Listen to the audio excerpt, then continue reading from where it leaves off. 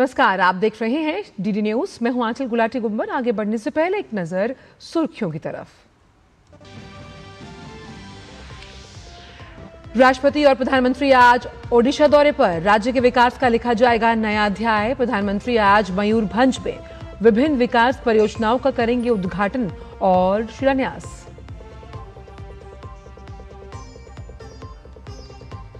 प्रधानमंत्री नरेंद्र मोदी आज हुगली में पश्चिम बंगाल दिवस समारोह में होंगे शामिल। विभिन्न विकास परियोजनाओं के साथ ही कृषि से जुड़ी कई योजनाओं का करेंगे शुभारंभ।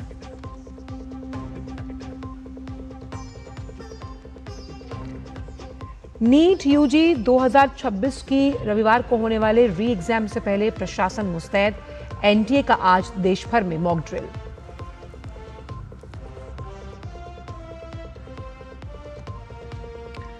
विश्व भर में अंतर्राष्ट्रीय योग दिवस को सफल बनाने के लिए जोरदार तैयारियां। कहीं योग मैराथन तो कहीं फिटनेस अभियान। इस बार योग दिवस की थीम स्वस्थ वृद्धावस्था के लिए योग।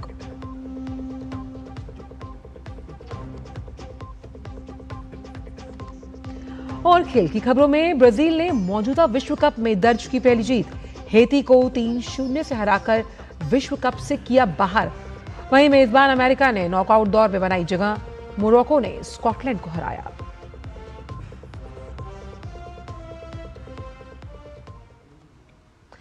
और आइए जान लेते हैं इन सभी खबरों को विस्तार के साथ। आज का दिन ओडिशा के लिए बेहद खास है। प्रधानमंत्री आज ओडिशा को विकास की बड़ी सौगात देने वाले हैं। इस महत्वपूर्ण दौरे में राष्ट्रपति द्रौपदी मुर्मू भी उनके साथ मौजूद रहेंगी। राष्ट्रपति और प्रधानमंत्री मयूरभंज जिले के पहाड़पुर गांव पहुंचकर संथाली जाहेरा और हो जाहेरा जैसे पवित्र उपवनों में पूजा अर्चना करेंगे। इसके बाद राष्ट्रपति और प्रधानमंत्री रायरंगपुर में ओडिशा सरकार के 2 वर्ष पूरा होने के अवसर पर आयोजित कार्यक्रम में शामिल होंगे। इस कार्यक्रम में 47,600 करोड़ रुपए से अधिक की विकास परियोजनाओं का लोकार्पण और शिलान्यास किया जाएगा। ये परियोजनाएं ऊर्जा, औद्योगिक अवसंरचना, सड़क संपर्क, पेयजल, स्वास्थ्य, शिक्षा, पर्यटन और सिंचाई जैसे महत्वपूर्ण क्षेत्रों से जुड़ी हैं, जिनका विशेष फोकस आदिवासी और ग्रामीण इलाकों के विकास पर रहेगा। देखिए रिपोर्ट। प्रधानमंत्री नरेंद्र मोदी ओडिशा के दौरे पर रहेंगे। इस महत्वपूर्ण दौरे में राष्ट्रपति द्रौपदी मुर्मू भी उनके साथ मौजूद रहेंगी। राष्ट्रपति और प्रधानमंत्री मयूरभंज जिले के पहाड़पुर गांव पहुंचकर संथाली जाहेरा और हो जाहेरा जैसे पवित्र उपवनों में पूजा अर्चना करेंगे। इसके बाद राष्ट्रपति और प्रधानमंत्री पहाड़पुर स्कूल और स्किल सेंटर का दौरा करेंगे, जहां शिक्षा, कौशल विकास और आदिवासी क्षेत्रों के सामाजिक आर्थिक सशक्तिकरण से जुड़े प्रयासों की जानकारी लेंगे। इसके बाद में राष्ट्रपति और प्रधानमंत्री रायरंगपुर में ओडिशा सरकार के 2 वर्ष पूरे होने के अवसर पर आयोजित कार्यक्रम में शामिल होंगे। विकास धारा ओडिशा सारा थीम पर आयोजित इस कार्यक्रम में 47,600 करोड़ रुपए से अधिक की विकास परियोजनाओं का लोकार्पण और शिलान्यास किया जाएगा। ये परियोजनाएं ऊर्जा, औद्योगिक अवसंरचना, सड़क संपर्क, पेयजल, स्वास्थ्य, शिक्षा, पर्यटन और सिंचाई जैसे महत्वपूर्ण क्षेत्रों से जुड़ी हुई हैं, जिनका विशेष फोकस आदिवासी और ग्रामीण इलाकों के विकास पर रहेगा। उड़ीसा में पहली बार राष्ट्रपति और प्रधानमंत्री साथ में एक साथ इनका गांव में रहेंगे और प्रेरणा का पीठ है, कोल्हो और सांतल का जो पीठ है, वो पीठ को पूजा अर्चना करेंगे। फिर शिक्षानुष्ठान है, स्किल डेवलपमेंट और गांव में जो विद्यार्थी का स्कूल, इसको परिदर्शन करेंगे। इनको विद्यार्थी को ज्यादा इंस्पिरेशन मिलेगा।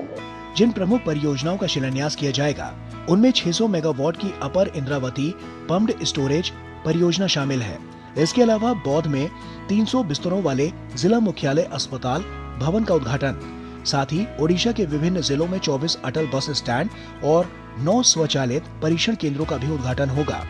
NH 57 पर Nayagarh town bypass, Jagpura Jajpur Keonjhar road, Baitarani road multi tracking परियोजना, रायरंगपुर में खेल परिसर और जनजातीय अनुसंधान केंद्र आदि शामिल है। इन परियोजनाओं के जरिए राज्य में बुनियादी ढांचे को मजबूती मिलेगी, कनेक्टिविटी और ऊर्जा सुरक्षा बढ़ेगी और रोजगार के नए अवसर पैदा होंगे। माना जा रहा है कि ये विकास पैकेज ओडिशा के औद्योगिक और सामाजिक विकास को नई गति देगा। प्रधानमंत्री नरेंद्र मोदी का उड़ीसा का ये दौरा केवल विकास परियोजनाओं के उद्घाटन और शिलान्यास तक ही सीमित नहीं है, बल्कि ग्रामीण और आदिवासी क्षेत्रों को मुख्य धारा से जोड़ने के लिए महत्वपूर्ण कदम माना जा रहा है। राष्ट्रपति द्रौपदी मुर्मू की उपस्थिति इस कार्यक्रम को बेहद खास बना रही है। वहीं 47,000 करोड़ से ज्यादा की योजनाएं उड़ीसा के विकास में अपना महत्वपूर्ण योगदान देने वाली हैं। कैमरा पर्सन विश्वेंदु के साथ निशांत राय, डीडी न्यूज, मयूरभंज। और मयूरभंज के पहाड़पुर से ही जुड़ रहे हैं ऋषि कुमार फोन लाइन पर हमारे साथ।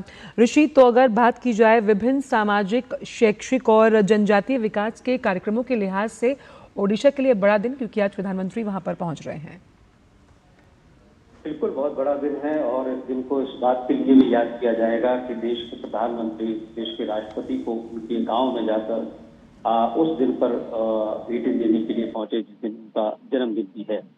सरकार ने 2 वर्ष भी करीब पूरे किए हैं, जो भारतीय जनता पार्टी की सरकार है उड़ीसा में, तो ये भी एक अवसर है। और ऐसे में जो राज्य के विकास को लेकर जो गतिविधियां शुरू की गई थी सरकार बनने के बाद, उनको सही मायनों में अमली जामा कैसे पहनाया जा रहा है, उसकी यहाँ पर रूपरेखा भी उनको देखने को मिलेगी। और जिस तरीके से यहाँ पर वो तमाम परियोजनाओं की आधारशिला और जो सौगात देने वाले हैं उसको भी यहाँ पर बहुत रेखांकित किया जाएगा, क्योंकि इस इलाके में, खासतौर से मयूरभंज के इलाके में जो तमाम विकास की जरूरतें हैं सरकार बनने के बाद, यहाँ पर केंद्र सरकार ने भी उसमें दिलचस्पी दिखाई है और राज्य सरकार के साथ मिलकर इनको कई मायनों में आगे बढ़ाने का संकल्प लिया है।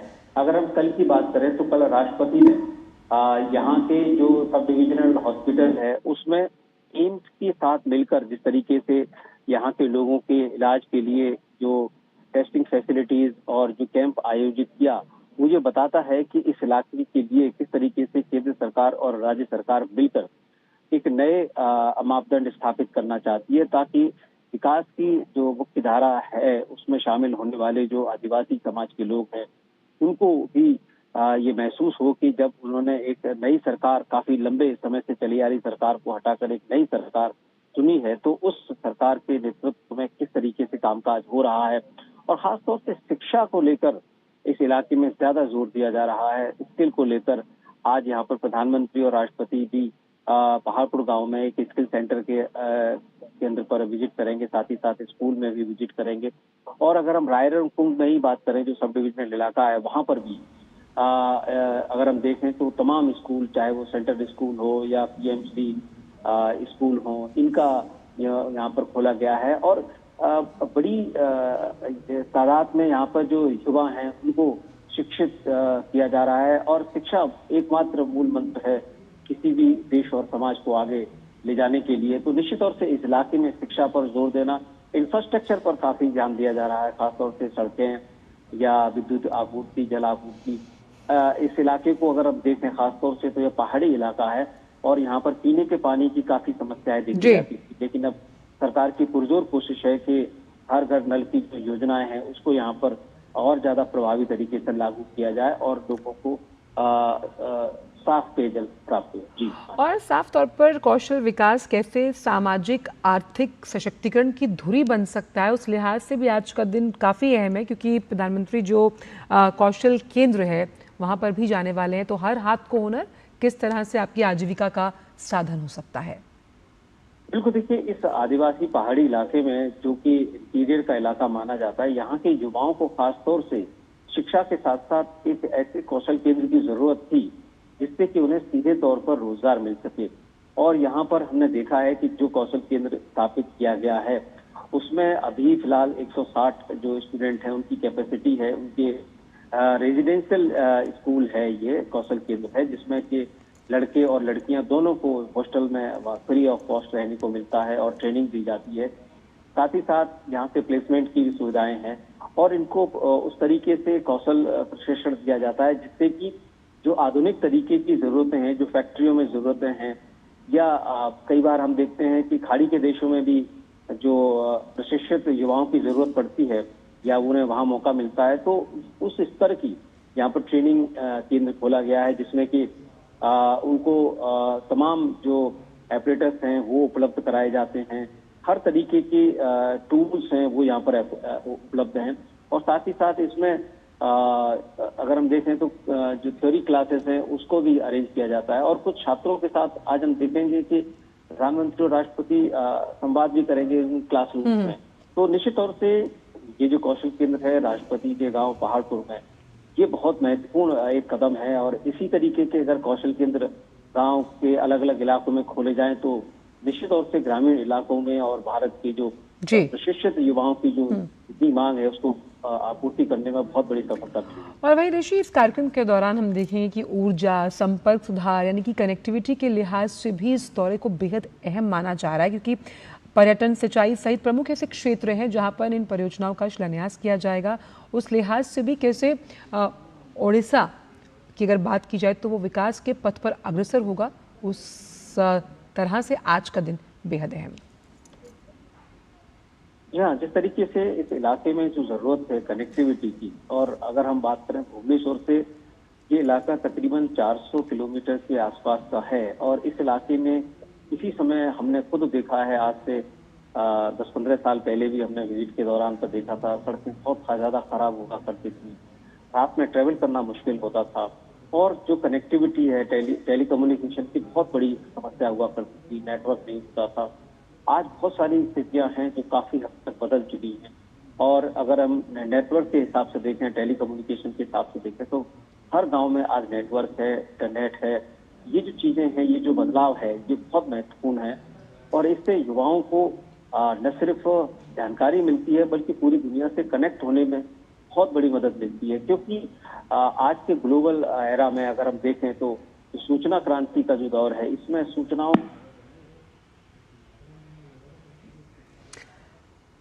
तो आज का दिन ओडिशा के लिए बेहद अहम, जहां पर ऊर्जा, औद्योगिक अवसंरचना, सड़क संपर्क, पेयजल, इससे जुड़ी तमाम जो योजनाएं हैं उनका शिलान्यास होगा। और ये परियोजनाएं कैसे पूरा कायाकल्प करेंगी ओडिशा का, और कैसे जनजातीय सामाजिक कल्याण जो कि आर्थिक सशक्तिकरण के साथ लगातार आगे बढ़ रहा है, क्योंकि कौशल विकास उनके साथ है। बहुत बहुत शुक्रिया आपका ऋषि तमाम जानकारियों के लिए। आगे भी उनसे हम इस पूरे मामले पर या जो पूरा पीएम का विजिट है उस पर जानकारी लेते रहेंगे। बढ़ते आगे, प्रधानमंत्री नरेंद्र मोदी आज पश्चिम बंगाल के 2 दिवसीय दौरे पर रहेंगे। प्रधानमंत्री आज तारकेश्वर में आयोजित पश्चिम बंग दिवस समारोह में शामिल होंगे। साथ ही राज्य में बुनियादी ढांचे को मजबूत बनाने के उद्देश्य से कई विकास परियोजनाओं का उद्घाटन और शिलान्यास करेंगे। साथ ही प्रधानमंत्री किसान योजना की जो 23वीं किस्त है वो भी जारी की जाएगी। इसके तहत देश भर के 9 करोड़ 44 लाख से ज्यादा किसानों के खातों में 18,880 करोड़ रुपए से ज्यादा की राशि भेजी जाएगी। आइए दिखाते हैं एक विशेष रिपोर्ट। पश्चिम बंगाल को विकास की नई सौगात देने के लिए प्रधानमंत्री नरेंद्र मोदी राज्य के दौरे पर पहुंचेंगे। हुगली जिले के तारकेश्वर में प्रधानमंत्री पश्चिम बंगाल दिवस समारोह में हिस्सा लेंगे। इस वर्ष समारोह की थीम है पश्चिम बंगाल, विरासत, सौहार्द और विकास। इस मौके पर प्रधानमंत्री रेलवे, कृषि, ग्रामीण विकास, मत्स्य पालन और पशुपालन से जुड़े कई महत्वपूर्ण परियोजनाओं का उद्घाटन, लोकार्पण और शिलान्यास करेंगे। साथ ही वे पीएम किसान योजना की 23वीं किस्त भी जारी करेंगे। इसके तहत देश भर के 9 करोड़ 44 लाख से अधिक किसानों के खातों में 18,880 करोड़ रुपए से ज्यादा की राशि सीधे भेजी जाएगी। वहीं पश्चिम बंगाल के 45 लाख से अधिक किसानों को 900 करोड़ रुपए से ज्यादा का लाभ मिलेगा। इस धरती पर देवादिदेव महादेव तारकेश्वर बाबा है और इस धरती पर पहला श्यामा प्रसाद मुखर्जी जी, उन्होंने सपना देखा था इस बंगाल, पश्चिम बंगाल होकर भारत से जुड़ेगा। सबका साथ, सबका विकास, सबका हिसाब भी होगा। बहुत सारा फायदा मिलेगा। जो कॉन्स्टिट्यूंसी है, सिंगूर से लेकर तारकेश्वर लेकर होरीपल से लेकर आरामबाग तक, रेल से जुड़ा हुआ जो कॉरिडोर है उससे लेकर बाबा तारकनाथ धाम है, उससे लेकर जो किसान भाई है, उससे लेकर बहुत चीज मिलेगा। कृषि क्षेत्र को मजबूत बनाने के लिए प्रधानमंत्री फसल बीमा योजना, डिजिटल एग्रीकल्चर मिशन के तहत एग्री स्टैक, राष्ट्रीय प्राकृतिक खेती मिशन और प्रधानमंत्री धन धान्य कृषि योजना जैसी महत्वपूर्ण पहलों की भी शुरुआत करेंगे। मत्स्य पालन और पशुपालन क्षेत्र को बढ़ावा देने के लिए प्रधानमंत्री दक्षिण 24 परगना के फ्रेजरगंज फिशिंग हार्बर के आधुनिकीकरण परियोजना और बीरभूम के सैंथिया में नए मछली बाजार का उद्घाटन करेंगे। इसके अलावा नदिया जिले के हरिण घाटा में बकरियों के लिए क्षेत्रीय वीर्य उत्पादन प्रयोगशाला और सीमेंट बैंक का भी उद्घाटन किया जाएगा। पूर्वी भारत की ये अपनी तरह की पहली आधुनिक सुविधा है। जो पशुधन की नस्ल सुधार और उत्पादकता बढ़ाने में मदद करेगी। डबल इंजन का सरकार के चलते ही फायदा मिलेगा। ये पहले क्या था, केंद्र का योजना आता था, यहाँ बंगाल के जो तृणमूल सरकार थी वो उसको बंद करवाने में लगी रहती थी। आयुष्मान योजना हो, किसान सम्मान निधि हो, ग्रामीण सड़क योजना हो, कोई भी योजना हो, वो योजना बंगाल के आम जनमानुष को ना मिले, इसका पूरा पावर लगा देती थी पिछले बंगाल की सरकार, ममता बनर्जी की सरकार। रेलवे क्षेत्र में लगभग 590 करोड़ रुपए की परियोजनाओं को भी राष्ट्र को समर्पित किया जाएगा। इनमें सांक्राइल सांतरागाछी लिंक लाइन, हावड़ा में 300 बेड वाला नया रेलवे अस्पताल और पूर्वी मेदिनीपुर में एक रोड ओवर ब्रिज शामिल है। ग्रामीण संपर्क को बेहतर बनाने के लिए पीएम मोदी प्रधानमंत्री ग्राम सड़क योजना के तहत 49 सड़क परियोजनाओं का उद्घाटन करेंगे। 315 किलोमीटर से अधिक लंबी ये सड़कें गांवों को बेहतर कनेक्टिविटी देंगी, लोगों की बाजारों और जरूरी सेवाओं तक पहुंच आसान बनाएगी और रोजगार के नए अवसर पैदा करेंगी। इन परियोजनाओं के जरिए पश्चिम बंगाल के विकास को नई गति मिलने के साथ साथ विकसित पश्चिम बंगाल और विकसित भारत के संकल्प को भी मजबूती मिलेगी। किसानों के कल्याण, बेहतर बुनियादी ढांचे और ग्रामीण विकास पर खास जोर के साथ प्रधानमंत्री नरेंद्र मोदी का ये दौरा पश्चिम बंगाल के विकास को नई गति देने वाला माना जा रहा है। साथ ही ये विकसित भारत के संकल्प को मजबूत करने की दिशा में एक महत्वपूर्ण कदम भी है। कैमरा पर्सन मोहन मुकुट शर्मा और उत्तम सिंह के साथ मैं तापस भट्टाचार्य, डीडी न्यूज, तारकेश्वर, पश्चिम बंगाल। और प्रधानमंत्री नरेंद्र मोदी ने पश्चिम बंगाल दौरे को लेकर सोशल मीडिया प्लेटफॉर्म X पर लिखा, मैं आगामी 2 दिन 20 और 21 जून को विभिन्न कार्यक्रमों में भाग लेने के लिए पश्चिम बंगाल में रहूंगा। 20 जून का दिन विशेष रूप से महत्वपूर्ण है क्योंकि इस दिन पश्चिम बंगाल दिवस मनाया जाएगा। ये कार्यक्रम हुगली जिले के तारकेश्वर में आयोजित होगा। ये स्थान डॉक्टर श्यामा प्रसाद मुखर्जी और पश्चिम बंगाल की संस्कृति के संरक्षण के लिए उनके प्रयासों से जुड़ी समृद्ध विरासत के कारण ऐतिहासिक महत्व रखता है।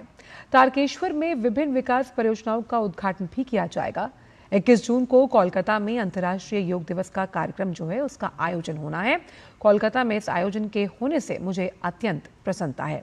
योग दिवस कार्यक्रम के बाद मैं एक अन्य समारोह में भी शामिल होऊंगा जिसमें स्वदेशी डिजाइन से निर्मित 3 युद्धपोतों का जल अवतरण किया जाएगा। ये है INS दुनागिरी, INS संशोधक और INS अग्रय। ये युद्धपोत देश की समुद्री सुरक्षा को और मजबूत करेंगे, साथ ही रक्षा क्षेत्र में आत्मनिर्भरता के हमारे संकल्प को सशक्त रूप से प्रदर्शित करेंगे। तो पश्चिम बंग दिवस पर प्रधानमंत्री पश्चिम बंगाल में होंगे। बेहद अहम माना जा रहा है उनका ये दौरा। कई ऐसी योजनाएं हैं जो समर्पित की जाएंगी राष्ट्र को, जिनका शिलान्यास किया जाएगा। और ख़ास तौर पर अगर देखा जाए तो इस पश्चिम बंगाल समारोह में शामिल होंगे साथ ही साथ रेलवे, कृषि, ग्रामीण विकास से जुड़ी ये तमाम योजनाएं हैं। पशुपालन से जुड़ी परियोजनाओं का उद्घाटन, लोकार्पण और शिलान्यास किया जाएगा। साथ ही प्रधानमंत्री किसान योजना की जो 23वीं किस्त है उसे भी जारी करेंगे प्रधानमंत्री। तो राष्ट्र का अन्नदाता मुस्कुराता हुआ नजर आएगा और साथ ही साथ पश्चिम बंगाल के जो किसान हैं उन्हें 900 करोड़ रुपए का लाभ होगा और किस तरह से वो अपनी उत्पादकता को आगे बढ़ा पाएंगे इस किस्त के ज़रिए, ये हम देखेंगे। और ये एक होलिस्टिक अप्रोच है इस पूरे राज्य की विकास को लेकर, जहां पर अन्य कई ऐसे समारोह हैं जिसमें प्रधानमंत्री हिस्सा लेने वाले हैं। जैसे कि हमने आपको बताया कि जो 23वीं प्रधानमंत्री किसान सम्मान निधि की किस्त है उसे जारी किया जाएगा और इसके साथ साथ रेलवे और ग्रामीण बुनियादी ढांचे को विकास देता हुआ ये दौरा नजर आएगा, क्योंकि यहाँ पर आम लोगों की जो स्वास्थ्य की ज़रूरतें हैं उसे भी पूरा किया जाएगा, क्योंकि ये जो अस्पताल है वो रेलवे कर्मचारियों और आम लोगों के लिए स्वास्थ्य सेवाओं को मजबूत करता हुआ नजर आएगा। और कैसे पूर्वी मिदनापुर जो ज़िला है और उसके साथ साथ जो राधा मोहनपुर के बीच रेलवे का ओवरब्रिज है उसका जो शिलान्यास किया जाएगा, कैसे कनेक्टिविटी को बढ़ाना है। प्रधानमंत्री हमेशा कहते हैं कि किसी भी राज्य का जो आर्थिक विकास है वो उसकी इंफ्रास्ट्रक्चर डेवलपमेंट पर जो है डिपेंड करता है। तापस भट्टाचार्य इस वक्त हुगली से जुड़ गए हैं हमारे साथ। तापस, प्रधानमंत्री का पश्चिम बंगाल का दौरा कई मायनों में खास है और ख़ास तौर पर अगर देखा जाए कनेक्टिविटी की बात हो, हम बात करते हैं स्वास्थ्य क्षेत्र की, उस लिहाज से एक बड़ा दिन रहेगा पश्चिम बंगाल के लिए। इसमें कोई दो राय नहीं है कि ये जो दौरा है प्रधानमंत्री का, ये सौगातों के साथ और अगर मैं ये कहूँ तो इसमें कोई दो राय नहीं है कि शायद ये मेगा रैली है प्रधानमंत्री के लिए। यहाँ पे मुझे ये बताया जा रहा है कि करीब 2 लाख से ज़्यादा लोग इस वक्त यहाँ पे आने वाले हैं। 3 बजे के बाद प्रधानमंत्री नरेंद्र मोदी का यहाँ पे आगमन होगा। हुगली तारकेश्वर धाम है। तारकेश्वर भगवान शिव का एक बहुत अहम धाम माना जाता है और यहाँ से यहाँ पे आप कह सकते हैं कि ये एक तरह से जो बंगाल का कल्चर हेरिटेज है, कल्चर जो गढ़ है वो यहाँ पे है। तो यहाँ से जो नई शुरुआत बंगाल की हम बार बार बात कर रहे हैं, ये जो डबल इंजन की सरकार की हम बार बार बात कर रहे हैं और उससे जो फायदा यहाँ के लोगों का मिलेगा वो यहाँ पे है। चाहे वो नया रेल लिंक है या नया हॉस्पिटल बने या फिर लोगों को जो डीबीटी की सुविधाएं मिले, जो डाइट बेनिफिट ट्रांसफर होगा वो मिले। ये चाहे कृषि हो, चाहे इंफ्रास्ट्रक्चर हो, चाहे ये बंगाल का पूरा कायाकल्प हो, इस पे बहुत ज़्यादा जोर दिया जा रहा है। जो समय बंगाल ने खोया है पिछले कुछ दशकों में, चाहे पिछले जो जितने भी दशक हम बात करें, एक समय था कहा जाता था कि जो बंगाल आज सोचता है देश बाद में सोचता है, वो आज ऐसा नहीं रहा। और उसको अगर बंगाल को फिर अगर आगे खड़ा करना है, अगर बंगाल के लोगों को फिर उनको सशक्तिकरण करना है, तो ये जो जितने भी हम बात कर रहे हैं परियोजना, ये उसमें एक बड़ा एक अहम एक तरह से रोल अदा करने वाली है। तापस, अगर बात की जाए पश्चिम बंग दिवस की, ये श्यामा प्रसाद मुखर्जी की भूमि है, उस लिहाज से पश्चिम बंग दिवस पश्चिम बंगाल में कई वर्षों बाद मनना किस तरह के संगठनात्मक संरचना की मजबूती दर्शाता है जब हम बात करते हैं? तो देखिए, मैं एक चीज कहूंगा कि किसी भी स्टेट को, किसी भी राज्य को, किसी भी देश को अपना इतिहास नहीं भूलना चाहिए। ये इतिहास को दबा देने की कोशिश की गई थी, ये इतिहास को भुला देने की कोशिश की गई थी। 1947 में जब वेस्ट बंगाल ने एकजुट में ये ऐलान किया कि वो भारत में रहेंगे, भारत का हिस्सा बनेंगे, बंगाल की एक नए बंगाल जो आज हम जानते हैं वेस्ट बंगाल, उसका जन्म हुआ। लेकिन कुछ लोगों ने इसको क्या कह सकते हैं कि इस इतिहास को इतिहास के पन्नों में दबा देने की कोशिश की गई। श्यामा प्रसाद मुखर्जी ने, जिन्होंने एक बहुत अहम भूमिका निभाई थी उस वक्त 1947 में पश्चिम बंगाल को एक अपनी एक विरासत देने के लिए, उनको भुलाने की कोशिश की गई थी। लेकिन आज जैसे मैंने कहा कि ये एक नया सूर्य उदय हुआ है बंगाल पे, हुगली नदी पे एक नया सूरज देखने को मिला है और उसी सूरज की रोशनी में एक ये जो नया बंगाल है वो खड़ा हो रहा है। ये पश्चिम बंगो दिवस यानी वेस्ट बंगाल डे जो है उसको सेलिब्रेट किया जा रहा है। तारकेश्वर हुगली जिले में है और जैसे मैंने कहा 2 लाख से ज्यादा लोग आएंगे। यहाँ ये सिर्फ इकोनॉमिक जो बात करते हैं हम, आर्थिक सिर्फ नहीं, पॉलिटिकल सिर्फ नहीं, ये एक तरह से बंगाल का एक पूर्ण जीवन हम कह सकते हैं। बिल्कुल रेनेसा कह सकते हैं, एक राइज फ्रॉम द एशेस जो अंग्रेजी में कहते हैं वो कह सकते हैं। तो बंगाल खड़ा हो रहा है और वो दिन दूर नहीं कि तो बंगाल फिर से सब जितने भी बाकी जो राज्य हैं उनके साथ कंधे से कंधा मिला के विकसित भारत का सपना देखने के लिए तैयार होगा। बिल्कुल, बंगाल उस फीनिक्स की तरह है जिस तरह से आपने कहा, और विकसित पश्चिम बंगाल कैसे विकसित भारत के उस लक्ष्य की ओर आगे बढ़ता हुआ नजर आएगा। और ऐसे में जब हम सेल्फ रिलायंस यानी कि आत्मनिर्भरता की बात करते हैं तापस, तो उस लिहाज से भी पश्चिम बंगाल के लिए बड़ा दिन है, क्योंकि 3 स्वदेशी नौसैनिक जहाज जो हैं वो राष्ट्र को समर्पित किए जाएंगे, उनका शुभारंभ होगा, उनका जल अवतरण किया जाएगा। जी बिल्कुल, इसमें कोई दो राय नहीं है कि ये जो नेवी के जो स्टेट ऑफ द आर्ट जो 3 जो कमीशन किए जाएंगे आज, इनमें ये स्टेल्थ फ्रिगेट बोलते हैं इसको। स्टेल्थ फ्रिगेट यानी एक तरीके के ये युद्धपोत जो आपके रडार में नहीं आते हैं। ये INS दुनागिरी, ये INS संदुशो और ये INS अग्रय, इनमें से 3 जो है ये होंगे। उसमें से INS दुनागिरी जो है ये एडवांस्ड स्टेल्थ फ्रिगेट है।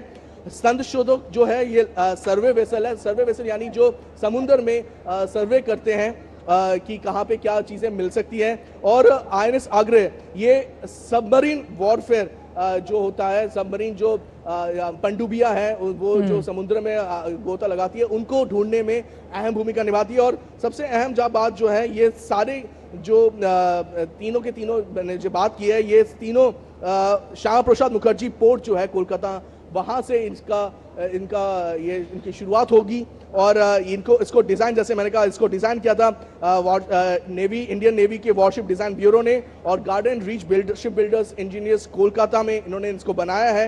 और सबसे बड़ी बात है कि 200 MSMEs इन तीनों जो युद्धपोत है, इन पे काम किया है। तो ये एक तरह से मेक इन इंडिया, आत्मनिर्भर भारत का एक जीता जागता एक मिसाल है।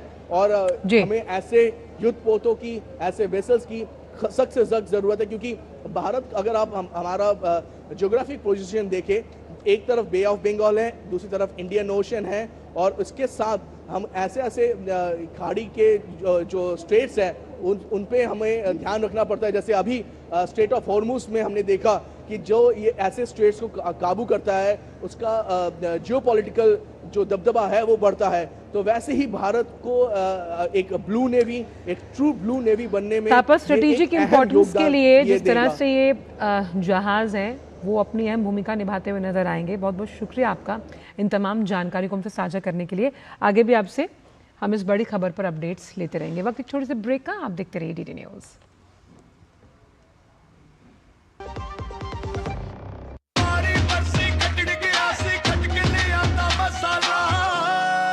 मसाला ओए, छोलिए दा या लोबिए दा, पंजाबी छोले दा या पिंडी चने दा। अब छोलिया हो या लोबिया, पंजाबी छोले या पिंडी चने, सब कुछ मजेदार बने। मेरी पसंद, मेरी पसंद, मेरी पसंद, मेरी पसंद, हमारी पसंद, हम सब की पसंद। मजबूत देश का मजबूत सरिया हो गया स्टील। यार कैसे ले पाएंगे घर? नहीं, आज गर्मी बहुत है ना। यस, बहुत ही ज्यादा। पापा, घर खरीदने की planning is not easy. Vini, long term savings का बेस्ट प्लान बताना। LIC protection plus plan. LIC और सेविंग्स। यस, इसमें इंश्योरेंस और फंड्स दोनों में इन्वेस्ट करके गोल्स के हिसाब से सम अश्योर्ड एडजस्ट कर सकते हो। LIC protection plus plan, future insured, growth assured. मनुष्य सत्य चाहता है, वह सत्य का स्वयं अनुभव करना चाहता है, और जब वह सत्य की धारणा कर लेता है, अपने अंतःकरण में उसका अनुभव कर लेता है वेदों के अनुसार, तभी उसके सारे संदेह दूर होते हैं, तमोजाल छिन्न भिन्न हो जाता है और सारी वक्रता सीधी हो जाती है। देखिए अवेकनिंग इंडिया सीजन 2 प्रत्येक शनिवार शाम 5 बजे DD नेशनल पर और शाम 5:30 बजे DD भारती पर। इस हफ्ते डिफेंस डायनेमिक्स में युद्ध क्षेत्र में निगरानी की परिभाषा बदलने वाले अगली पीढ़ी के VBAT ड्रोन से लेकर भारत की मिसाइल सुरक्षा को मजबूत बनाने वाले AD-1 और AD-2 इंटरसेप्टर तक, कैसे AI इनेबल्ड ऑटोनॉमी से लेकर हाइपरसोनिक डिफेंस जल, थल और नभ में भारत की रणनीतिक तैयारियों को बदल रही है, और मध्य रात्रि में हुए रहस्यमयी अग्नि लॉन्च के पीछे क्या है रणनीतिक संदेश। देखिए पूरा एनालिसिस इस शनिवार शाम 7 बजे सिर्फ DD न्यूज पर।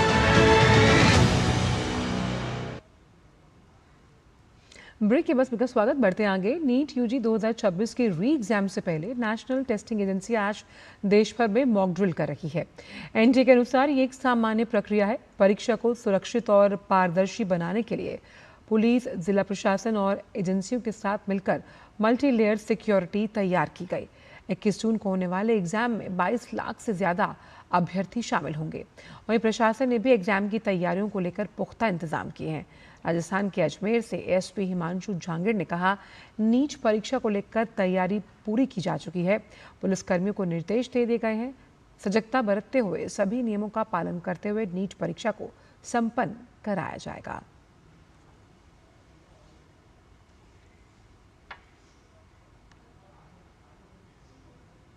जो तैयारियां हैं वो पूर्ण की जा चुकी है। अपने अजमेर ज़िले में कुल 15 सेंटर हैं, जिसमें शहर में 9 परीक्षा केंद्र है और 6 परीक्षा केंद्र ग्रामीण क्षेत्र में है। और उन सभी पे जो भी आवश्यक व्यवस्थाएं हैं वो कर ली गई है। पुलिस जाब्ता जो भी डिप्लॉय किया जाना है उनको ब्रीफ किया गया है कि उनको इस बार किस सजगता से अपनी ड्यूटी देनी है और परीक्षा वाले दिन पूर्ण रूप से सजगता बरतते हुए, सावधानी से और सभी नियमों की पालना करते हुए नीट एग्जाम को संपन्न करवाया जाएगा। साथ ही जम्मू सांबा कठुआ रेंज के डीआईजी श्रीधर पाटिल ने कहा कि नीट की परीक्षा में इस बार अर्धसैनिक बलों को भी तैनात किया जा रहा है। एक अच्छे माहौल में परीक्षा पूर्ण हो, इसके लिए हर मुमकिन कोशिश की जा रही है। इस बार जम्मू कश्मीर पुलिस के साथ साथ अर्धसैनिक बलों को भी डिप्लॉय किया जा रहा है और बहुत अच्छे माहौल में एग्जाम हो, इसके लिए जो हर मुमकिन कोशिश की है। 21 जून को प्रधानमंत्री नरेंद्र मोदी कोलकाता दौरे पर रहेंगे, जहां वो 12वें अंतर्राष्ट्रीय योग दिवस के राष्ट्रीय कार्यक्रम का नेतृत्व करेंगे और 3 स्वदेशी युद्धपोतों को राष्ट्र को समर्पित भी। ये दौरा भारत की स्वास्थ्य चेतना, आत्मनिर्भरता और समुद्री शक्ति का प्रतीक होगा। देखिए हमारी विशेष रिपोर्ट संवाददाता तापस भट्टाचार्य के साथ। 21 जून को कोलकाता राष्ट्रीय गौरव और वैश्विक संदेश का केंद्र बनने जा रहा है। प्रधानमंत्री नरेंद्र मोदी यहां 2 महत्वपूर्ण कार्यक्रमों में हिस्सा लेंगे। पहला 12वां अंतर्राष्ट्रीय योग दिवस समारोह, वहीं दूसरे कार्यक्रम में प्रधानमंत्री कोलकाता के श्यामा प्रसाद मुखर्जी बंदरगाह पर स्वदेशी रूप से डिजाइन और निर्मित 3 नौसैनिक जहाजों INS दूनागिरी, INS संशोधक और INS अग्रय का शुभारंभ करेंगे। सबसे पहले पीएम मोदी कोलकाता के रेड रोड से 12वें अंतर्राष्ट्रीय योग दिवस के राष्ट्रीय आयोजन का नेतृत्व करेंगे। प्रधानमंत्री सभा को संबोधित करेंगे और हजारों योग अभ्यासकर्ताओं के साथ कॉमन योग प्रोटोकॉल सत्र में भाग लेंगे। अंतर्राष्ट्रीय योग दिवस 2026 का विषय स्वस्थ वृद्धावस्था के लिए योग, शारीरिक स्वास्थ्य, मानसिक कल्याण, भावनात्मक दृढ़ता और सक्रिय वृद्धावस्था को बढ़ावा देने में योग की भूमिका पर प्रकाश डालता है, जिससे जीवन की गुणवत्ता में सुधार होता है। ये विषय विशेष रूप से जीवन प्रत्याशा में वृद्धि और स्वस्थ, सक्रिय और गरिमापूर्ण वृद्धावस्था पर बढ़ते जोर के इस युग में प्रासंगिक है। भारत की पहल पर वर्ष 2015 में संयुक्त राष्ट्र द्वारा शुरू किया गया ये अभियान आज वैश्विक जन आंदोलन बन चुका है। इसके बाद प्रधानमंत्री श्यामा प्रसाद मुखर्जी पोर्ट में 3 अत्याधुनिक स्वदेशी नौसैनिक प्लेटफॉर्म INS दूनागिरी, INS संशोधक और INS अग्रय को भारतीय नौसेना में शामिल करेंगे। भारतीय नौसेना के वॉरशिप डिजाइन ब्यूरो द्वारा डिजाइन और कोलकाता स्थित garden reach ship builders and engineers द्वारा निर्मित ये जहाज भारत की बढ़ती समुद्री क्षमता और रक्षा क्षेत्र में आत्मनिर्भरता का प्रतीक है। 75% से अधिक स्वदेशी सामग्री और 200 से अधिक MSME के योगदान से बने ये जहाज देश की समुद्री सुरक्षा और निगरानी क्षमता को नई मजबूती देंगे। एक और योग के माध्यम से स्वस्थ और संतुलित जीवन का वैश्विक संदेश, तो दूसरी ओर स्वदेशी युद्धपोतों के जरिए मजबूत होती भारत की समुद्री शक्ति। प्रधानमंत्री नरेंद्र मोदी का कोलकाता दौरा भारत के बढ़ते वैश्विक प्रभाव, आत्मनिर्भरता और विकास के संकल्प को नई पहचान देता है। कैमरा पर्सन मोहन मुकुट शर्मा और सुनील राणा के साथ मैं तापस भट्टाचार्य, दूरदर्शन समाचार, कोलकाता। और वहीं योग दिवस 2026 को लेकर तैयारियां जोरों शोरों से चल रही हैं और देश भर में उत्साह बढ़ता हुआ नजर आ रहा है। इसीलिए हम देख रहे हैं कि योग संगम पोर्टल पर करीबन 6 लाख जो संगठन है उनका रजिस्ट्रेशन किया गया है। अब देख सकते हैं कि योग दिवस को लेकर लगातार उत्साह बढ़ता हुआ योग संगम पोर्टल पर करीबन 6 लाख संगठन जो है उनका रजिस्ट्रेशन हुआ है। और रजिस्ट्रेशन में सबसे तेज देश का जो राज्य है वो है पश्चिम बंगाल। देश भर में हजारों स्थानों पर योग दिवस को लेकर आयोजन किए जा रहे हैं, क्योंकि कैसे योग आपकी बदलती हुई जीवन शैली में सकारात्मक बदलाव लेकर आता है। देश के कोने कोने तक योग संगम का डिजिटल नेटवर्क फैला हुआ है। 778 जिलों तक योग संगम अपनी पहुंच को सुनिश्चित कर चुका है। इसके साथ ही 3 लाख से ज़्यादा संस्थानों की भागीदारी योग संगम में है, ताकि योग दिवस को और मजबूत बनाया जा सके। लगभग 2 लाख शैक्षणिक संस्थानों में रजिस्ट्रेशन किया गया है और NGOs के साथ साथ जो प्राइवेट इंस्टीट्यूशंस हैं वो भी इस बार सक्रिय तौर पर योग दिवस में अपनी भागीदारी को बढ़ा रहे हैं। पोर्टल की वजह से आयोजन और सामंजस्य बिठाना बेहद आसान रहा। इस बार की योग दिवस की थीम है स्वस्थ वृद्धावस्था और ये कैसे वैश्विक आंदोलन का रूप ले गया और जन भागीदारी से वैश्विक आंदोलन तक का सफर रहा योग दिवस का। सिटी ऑफ जॉय यानी कोलकाता वेलनेस की ग्लोबल राजधानी बनने के लिए तैयार है। यहाँ कल 12वें इंटरनेशनल योग दिवस के मौके पर विशाल आयोजन होने जा रहा है। रेड रोड पर एक बड़े योग मैदान को आप तब्दील होते हुए देखेंगे, जहां करीबन 35,000 से ज्यादा लोग प्रधानमंत्री के साथ भारत की प्राचीन परंपरा के इस भव्य प्रदर्शन में शामिल होंगे। आयोजन की तैयारियों को लेकर डीडी न्यूज के संवाददाता तापस भट्टाचार्य ने आयुष मंत्रालय के सचिव राजेश कोटेचा से खास बातचीत की। आइए आपको सुनवाते हैं। अंतर्राष्ट्रीय योगा डे पे इस वक्त मेरे साथ मौजूद है सेक्रेटरी आयुष राजेश कोटेचा जी। सर, सबसे पहले तो ये बताइए कि क्या इस बार हम एक और नया कीर्तिमान देख पाएंगे? वास्तव में ये कोलकाता में हो रहा है, वो भी हम जानते हैं Kolkata is a city of Joy और ये एक देश का सांस्कृतिक केंद्र रहा है। यहाँ पर ये पिछले कई दिनों से इसके तैयारी चल रही है और पिछले 3 दिनों से as a run up of yoga day काफ़ी एक्टिविटी हो रही है। जैसे कल दौड़ से ध्यान करके एक पूरा कार्यक्रम हुआ, माननीय मुख्यमंत्री और हमारे आयुष मंत्री दोनों ने इसको लीड किया और 10,000 से ज़्यादा लोग दौड़े। तो दौड़ने के बाद फिर वो ध्यान भी किए, तो दौड़ से ध्यान एक करके, तो शरीर और मन के स्वास्थ्य के लिए हो।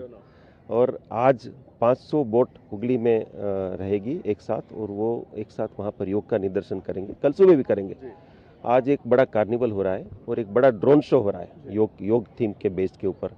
वो कल माननीय प्रधानमंत्री जी इस स्थान पर यहाँ पर प्रमुख कार्यक्रम को लीड करेंगे और इसके साथ पूरे कोलकाता में 10 लाख लोग प्रधानमंत्री जी के साथ योग करेंगे। पूरे बंगाल में सभी ब्लॉक में लोग योग करेंगे, पूरे देश में करेंगे। और चूंकि ये पश्चिम बंगाल में हो रहा है तो बंगाल में इसको विशेष रूप से आयोजित किया जा रहा है। इस बार का जो थीम है थोड़ा जो एजेंट लोग हैं उनके लिए ज़्यादा है, थोड़ा सा बताइए कि क्या है और कितना मददगार होगा? ये इस बार की जो थीम है योग फॉर हेल्दी एजिंग, स्वस्थ आयु के लिए योग। तो जो एज वी एज हम लोगों को बीमारी आती है तो बीमारी ना आए, how we can have healthy ageing, स्वस्थ रहें वाइल वी एज। तो वो क्वालिटी एजिंग या क्वालिटी हेल्थ की बात कर रहे हैं, तो उसके लिए हम इसको थीम को किया है ताकि हमारे जो उस सेक्शन के जो सोसाइटी के लोग हैं, हमारा जो आयु है औसत आयु वो बढ़ रहा है, हम 70 साल के ऊपर पहुंच गए, तो हम उस कम्युनिटी के लोग भी, उस एज के लोग भी स्वस्थ रहने चाहिए।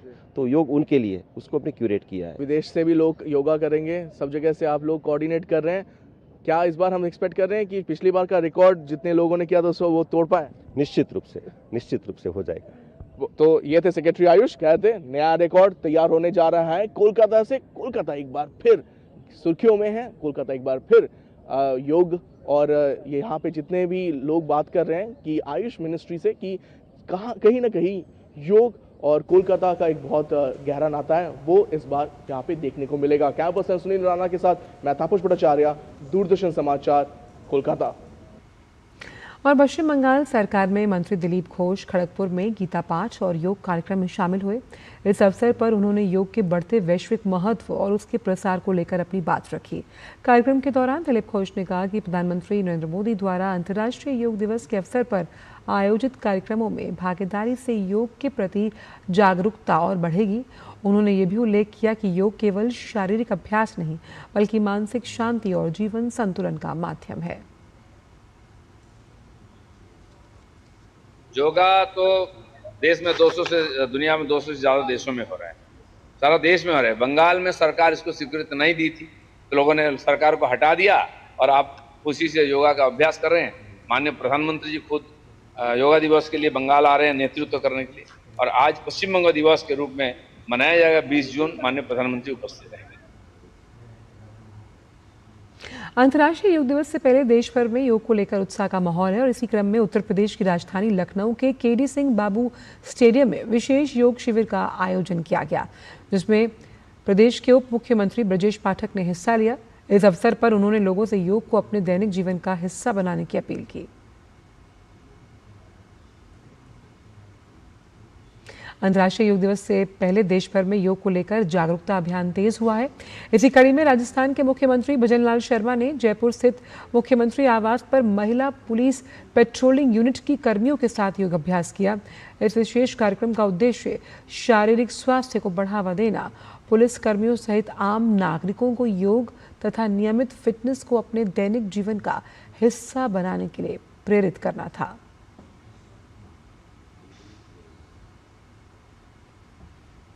अंतर्राष्ट्रीय योग दिवस से पहले जम्मू कश्मीर के श्रीनगर में योग का एक अनोखा और आकर्षक नजारा देखने को मिला। पोखरीबल झील में वाटर स्पोर्ट्स खिलाड़ियों ने पानी के बीच फ्लोटिंग योग का अभ्यास किया। योग दिवस के उत्सव की शुरुआत के साथ आयोजित इस विशेष कार्यक्रम में खिलाड़ियों ने झील की सतह पर संतुलन बनाते हुए विभिन्न योगासन किए और योग और वाटर स्पोर्ट्स के इस अनूठे संगम ने सभी का ध्यान आकर्षित किया। अंतर्राष्ट्रीय योग दिवस के एक दिन पहले हैदराबाद में विशेष 24 घंटे का काउंटडाउन इवेंट का आयोजन किया गया। इस कार्यक्रम का नेतृत्व केंद्रीय मंत्री जी किशन रेड्डी ने किया, जबकि तेलंगाना के राज्यपाल शिव प्रताप शुक्ला मुख्य अतिथि के रूप में शामिल हुए। कार्यक्रम के दौरान केंद्रीय मंत्री जी किशन रेड्डी ने राज्यपाल शिव प्रताप शुक्ला का आत्मीय स्वागत और अभिवादन किया। योग दिवस से एक दिन पहले आयोजित इस विशेष आयोजन का उद्देश्य आमजन में योग के प्रति जागरूकता बढ़ाना, अधिक से अधिक लोगों को योग को अपनी दिनचर्या में शामिल करने के लिए प्रेरित करना था। भागदौड़ भरी इस दुनिया में मानसिक शांति और बेहतरीन फिटनेस के लिए आज पूरी दुनिया योग की दीवानी हो चुकी है। 21 जून को अंतर्राष्ट्रीय योग दिवस को सफल बनाने के लिए विश्व भर में जोर शोर से तैयारी चल रही है। आइए देखते हैं भारत की इस प्राचीन विरासत में कैसे ग्लोबल लाइफस्टाइल ट्रेंड के तौर पर इसने अपनी जगह बनाई है। देखिए रिपोर्ट के जरिए। प्राचीन भारतीय ज्ञान योग आज दुनिया भर में एक सशक्त वैश्विक जीवन शैली और मानसिक स्वास्थ्य का प्रमुख साधन बन चुका है। 19वीं सदी के अंत में स्वामी विवेकानंद द्वारा पाश्चात्य देशों में इसकी नींव रखी गई थी। आज विश्व के अधिकांश देशों में करोड़ों लोग इसे अपना रहे हैं।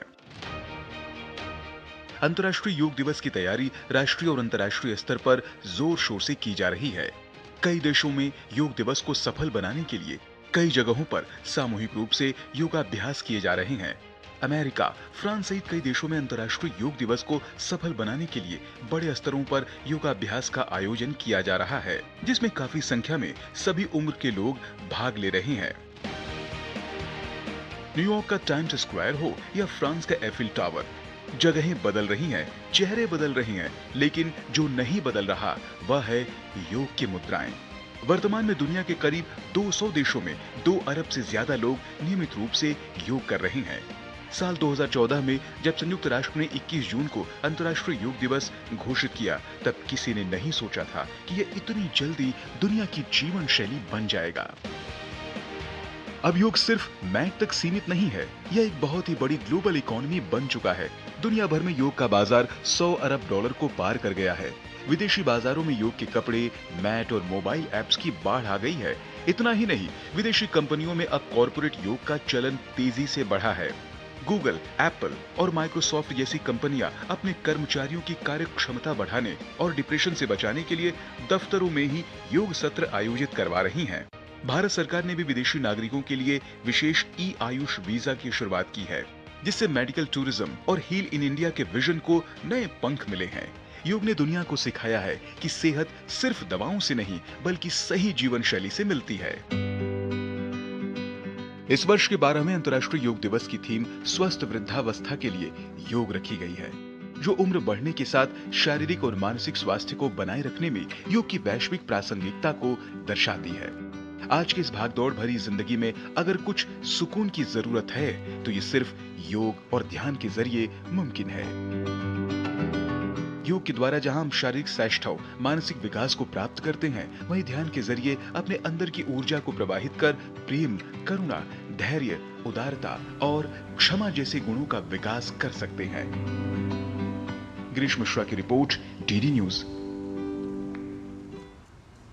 और वहीं न्यूयॉर्क स्थित संयुक्त राष्ट्र मुख्यालय में भी अंतर्राष्ट्रीय योग दिवस का आयोजन किया गया। इस अवसर पर आयोजित विशेष योग सत्र में विभिन्न देशों के प्रतिनिधियों और संयुक्त राष्ट्र समुदाय के सदस्यों ने भाग लेकर योग अभ्यास के साथ साथ स्वस्थ, संतुलित और सकारात्मक जीवन शैली का संदेश दिया। प्रतिभागियों ने योग को शारीरिक, मानसिक और आध्यात्मिक कल्याण का प्रभावी माध्यम बताते हुए इसकी वैश्विक स्वीकार्यता और महत्व पर जोर दिया। यह आयोजन योग के सार्वभौमिक संदेश यानी कि स्वास्थ्य, सद्भाव, शांति और मानव कल्याण को वैश्विक मंच पर और अधिक मजबूती के साथ प्रस्तुत करने का प्रतीक बना। वक्त ब्रेक का, आप देखते रहिए डीडी न्यूज। हमें पता है चमकी चाट से क्या बना है सैंडविच, लस्सी और छाछ और हर घूंट में चमकी चाट ड्राई फ्रूट और दही बड़े। चमकी चाट से स्वाद बढ़े और चाट पपड़ी दही बल्ले। चमकी चाट से बल्ले बल्ले। असली स्वाद सिर्फ चमकी चाट। जब धरती चीर कर निकलता है लोहे का पत्थर और मिलता है मोंगिया के जोश से, फिर तपता है, पिघलता है और बनता है फौलाद। अब होता है सरिया सारी खूबियों के साथ।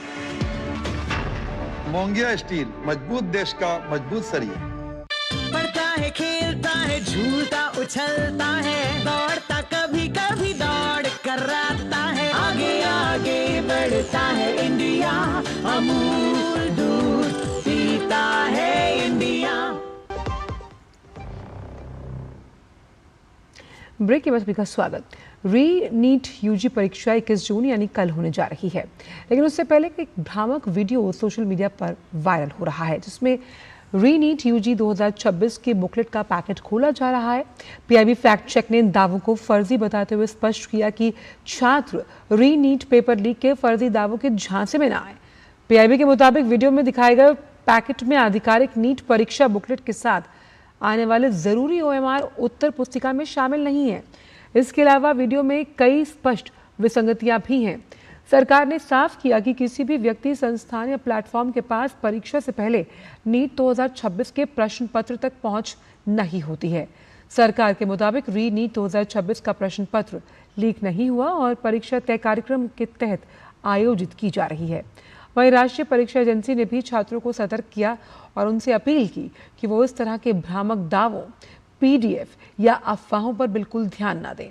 छात्रों को सलाह दी गई कि वो किसी भी असत्यापित जानकारी को साझा ना करें और परीक्षा से जुड़े सभी अपडेट्स के लिए केवल एनटीए की आधिकारिक वेबसाइट पर ही भरोसा करें।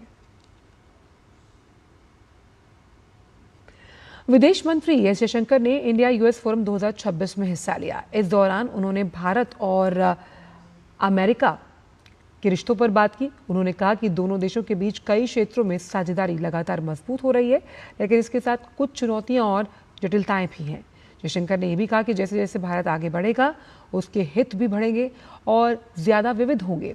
इसलिए भारत को बदलती दुनिया में अपने राष्ट्रीय हितों को ध्यान में रखते हुए काम करना होगा। उन्होंने जोर दिया कि उथल पुथल भरी दुनिया में भारत को अपने राष्ट्रीय हितों की रणनीतिक स्वायत्तता, बहुध्रुवीयता को आगे बढ़ाते हुए अलग अलग क्षेत्रों में अपने रिश्तों को बेहतर बनाना चाहिए। संयुक्त राष्ट्र में आर्टिफिशियल इंटेलिजेंस पर एक महत्वपूर्ण इंटरैक्टिव डायलॉग आयोजित किया गया। इसमें संयुक्त राष्ट्र में भारत के स्थायी प्रतिनिधि पी हरीश निदेश का पक्ष रखा। उन्होंने कहा कि आर्टिफिशियल इंटेलिजेंस आज तेजी से दुनिया के लिए बदल रहा है और इसके लिए ऐसे वैश्विक सहयोग की जरूरत है जिसमें सभी देशों की भागीदारी हो। भारत चाहता है कि आर्टिफिशियल इंटेलिजेंस का विकास सुरक्षित तरीके से हो और इसका फायदा सभी लोगों तक पहुंचे। भारत को उम्मीद है कि पैनल आर्टिफिशियल इंटेलिजेंस पर अंतर्राष्ट्रीय सहयोग में आर्थिक योगदान देगा और नई दिल्ली में आयोजित इंडिया एआई इम्पैक्ट समिट 2026 में व्यक्त किए गए विजन को आगे बढ़ाएगा। ग्लोबल साउथ में आयोजित पहले वैश्विक एआई शिखर सम्मेलन के रूप में इस सम्मेलन ने यह सुनिश्चित करने के महत्व पर जोर दिया कि एआई के लाभ सभी देशों तक पहुंचे और विकासशील देश केवल आर्टिफिशियल इंटेलिजेंस तकनीकों के उपभोक्ता ना हो, बल्कि एआई गवर्नेंस के भविष्य को आकार देने में सक्रिय भागीदार बने। India looks forward to the panel making a meaningful contribution to international cooperation on AI and to advancing the vision articulated at the India AI Impact Summit 2026 held in New Delhi. As the first global AI summit hosted in the Global South, the summit underscored the importance of ensuring that the benefits of AI are accessible to all countries and that developing countries are not merely consumers of AI technologies, but in fact active participants in shaping the future of AI governance. In this regard, the independent international scientific panel can play an important role by providing the objective, evidence-based scientific foundation needed to support informed global discussions and to ensure that AI governance frameworks are inclusive, development-oriented, and fully responsive to the needs and priorities of the Global South. और आइए देखते हैं खबरें football विश्व cup से जुड़ी हुई।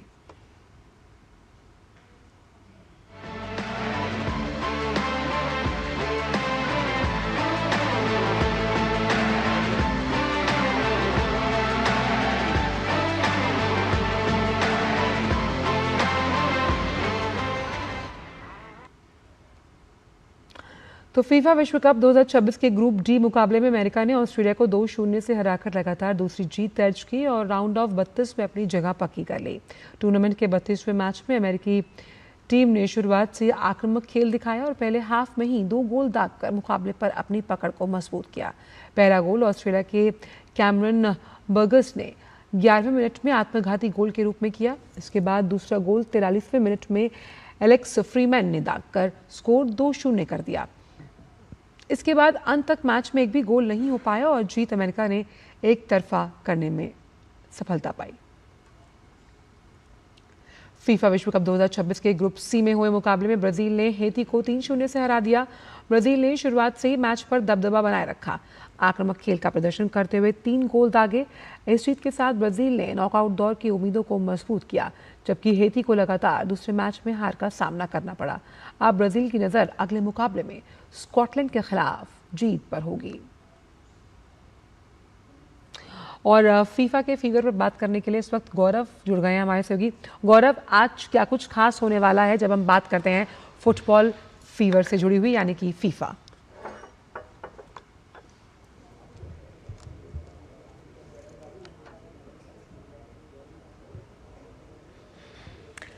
गौरव, मेरी आवाज अब तक पहुंच रही है?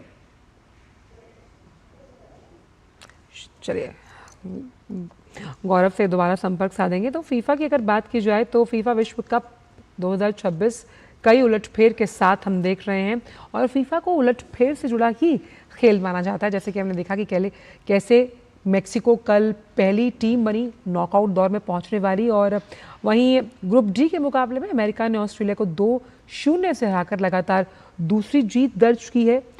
और किस तरह से इस बार 2026 का ये फीफा, क्योंकि 3 देश इस पर उसकी मेज़बानी कर रहे हैं, खिलाड़ियों के लिए काफ़ी चुनौतीपूर्ण माना जा रहा है क्योंकि गर्मी का मौसम है। हालांकि फैंस का जो रोमांच है वो एक अलग ही लेवल पर है और उस लिहाज से हमने देखा कि बड़े उलटफेर के लिहाज से कल अमेरिका ने एक तरफा जीत दर्ज करने में सफलता हासिल की है। तो बड़ी बात यह है कि कैसे फुटबॉल फैंस के लिए फीफा विश्व कप 2026 की अगर बात की जाए और अगर बात हम यहाँ पर करें ग्रुप सी के मुकाबले की, तो ब्राज़ील ने हैती को 3-0 से हरा दिया और ब्राज़ील का दबदबा शुरू से इस पर बना हुआ था। आइए एक बार फिर से हमारे सहयोगी गौरव का रुख करते। गौरव, मेरी आवाज़ अब तक पहुँच रही है? जी। तो फीफा का खुमार जो है वो दर्शकों के और फैंस के सर चढ़कर बोल रहा है। हाँ बिल्कुल, आंचल सिर चढ़कर बोलेगा और क्यों इसलिए बोलेगा क्योंकि जिस तरह से प्रदर्शन जो है वो बेहतरीन टीमों का लगातार जारी है। हमने देखा कि किस तरह से पहले के मैचेस में देखा कि किस तरह से मेसी का जो मैजिक है वो देखने को मिला। अगर आज के मुकाबलों की बात करें तो एक बार फिर से मेज़बान देशों ने साबित कर दिया है कि क्यों एक बार मेज़बानी का जो बड़ा फ़ायदा जो होता है वो किस अंदाज में होता है। तो कल हमने देखा था कि किस तरह से सह मेज़बान मैक्सिको जो है उसने अगले दौर के लिए जगह बना ली थी, यानी कि राउंड ऑफ 32 में जगह बना ली थी। आज अमेरिका ने वही कारनामा किया। आज अमेरिका ने यहाँ पर जीत हासिल की, 2-0 से ऑस्ट्रेलिया को हरा करके अगले दौर के लिए अपनी जगह जो है वो सुनिश्चित की। तो इससे पहले हमने देखा था कि कनाडा जो है वो किस तरह से उसने कतर के खिलाफ शानदार खेल दिखाया था और 6-0 की एक बड़ी जीत दर्ज की थी और अपने आप को जो अगले दौर है उसमें बनाए रखने के लिए अपने आप की जो उम्मीदें थी जो उसको जिंदा रखा था। और शानदार कनाडा की जीत वो इसलिए भी बड़ी थी क्योंकि उनकी वर्ल्ड कप में ये पहली जीत थी। लेकिन अगर इसके साथ ही साथ जो वर्ल्ड कप से जिनका सफ़र खत्म हो रहा है, अगर उनकी तरफ भी देखें तो आज हैती का सफ़र जो है वो खत्म हो गया, जिसको ब्राज़ील ने 3-0 से हराया। और हैती के लिए और उनके प्रशंसकों के लिए ये काफ़ी क्योंकि निराशाजनक रहा, क्योंकि 1974 के बाद से हैती ने वर्ल्ड कप के लिए क्वालिफाई किया था। ऐसे में ग्रुप स्टेज से इस तरह से बाहर होना, जबकि एक लंबा फॉर्मेट है इस बार, इसमें ग्रुप स्टेज से बाहर होना, ये हैती के जो प्रशंसक हैं उनको निराशा हुई होगी। वहीं ताज़ा अपडेट आपको दे दूं कि पैराग्वे ने तुर्की को जो है वो इस वर्ल्ड कप से बाहर कर दिया है। पैराग्वे ने 1-0 की जीत हासिल की है, तो तुर्की जो है वो भी, उसका भी सफ़र जो है वो वर्ल्ड कप में खत्म हो गया है। अच्छा, बहुत बहुत शुक्रिया गौरव आपका इन तमाम जानकारी को हमसे साझा करने के लिए। और फिलहाल समाचारों में इतना ही, दीजिए अनुमति, नमस्कार।